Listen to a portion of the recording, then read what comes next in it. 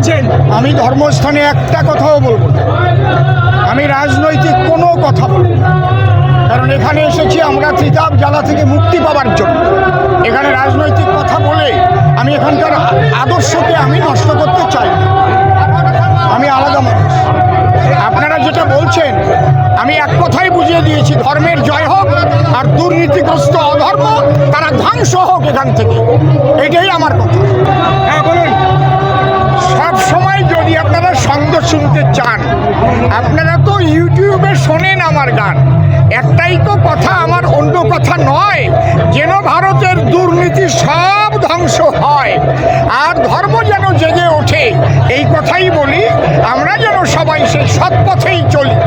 যখন আমি হাতে পাবো ক্ষমতা, জনগণের সঙ্গে যেন থাকে সমতা, জনগণের টাকা মেরে নিজের টাকা বেড়ে তারপরে যেন না ঢুকি ওই জেলখানার ভিতরে। হরিবল হরিবল। আজ দুপুরে কাটোয়া রত্নদ্বীপের শতাব্দী প্রাচীন গোপীনাথের মেলায় এসে প্রথা ও পরম্পরা মেনে পুজোর ডালা মাথায় চাপিয়ে সর্পার্শ্বদ গোপীনাথ মন্দিরে যান অসীম সরকার। ধর্মস্থানে রাজনীতির কথা না বললেও ভারতের সমস্ত রকম দুর্নীতির অবসান চেয়ে গোপীনাথের পুজো দিলেন পূর্ব বর্ধমান কেন্দ্রের বিজেপি প্রার্থী অসীম সরকার। পুজো দেওয়ার পর প্রার্থী সাংবাদিকদের বলেন, ধর্মস্থানে রাজনীতির কথা বলবো না, তবে গোপীনাথকে বলেছি ভারতের সব দুর্নীতির ধ্বংস হোক।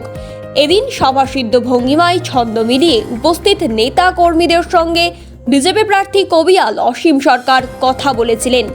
জেলবন্দি তৃণমূল কংগ্রেসের আর্থিক দুর্নীতিতে অভিযুক্ত নেতাদের ইঙ্গিত করে ছন্দ মিলিয়ে কবি গান সুরে অসীম সরকার বলেন, ধর্ম যেন জেগে ওঠে এই কথা বলি, আমরা যেন সৎ পথেই চলি। যখন আমি হাতে পাবো ক্ষমতা, জনগণের সঙ্গে যেন থাকে সমতা। জনগণের টাকা মেরে নিজের টাকা বেড়ে তারপর যেন না ঢুকি ওই জেলখানার ভিতরে।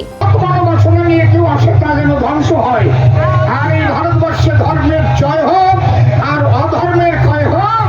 যেখানে যে অধর্ম আছে, দুর্নীতি আছে, আমি ঠাকুরের কাছে প্রার্থনা করি সেই দুর্নীতি যেন চূর্ণ বিচূর্ণ করে দিয়ে ধর্মের জয় হয়, ধর্মের জয় হয়। মানে কেমন লাগছে আমার বলার, এখানে হচ্ছে বিশেষ বিশেষ ঐতিহাসিক আধ্যাত্মিক। কেমন লাগছে? বারে বারে বলি আমি কত ছন্দে ছন্দে, আমার কথা শুনে মানুষ মনেই আনন্দে। রবীন্দ্রনাথের মেলায় ওরা সবাই মিলে আসি, কিতাব যারা ধ্বংস করে হইল মোরা খুশি। হরিবল হরিবল এরপরে যাবো মোরা কাটোয়া শহরে, এটার করবো সেখানে গিয়ে আমরা ঘুরে ঘুরে। এই জন্য রাজনীতির যত কথা ভাই, ধর্মস্থানে এসে আমার বলার ইচ্ছা নাই। পুজো শেষে নির্বাচনী পথসভায় অংশ নিতে অসীমবাবু জেলা সম্পাদক সীমা ভট্টাচার্যকে নিয়ে কাটোয়া শহরের দিকে রওনা দেন। ব্যুরো রিপোর্ট, সোনারপুর বার্তা।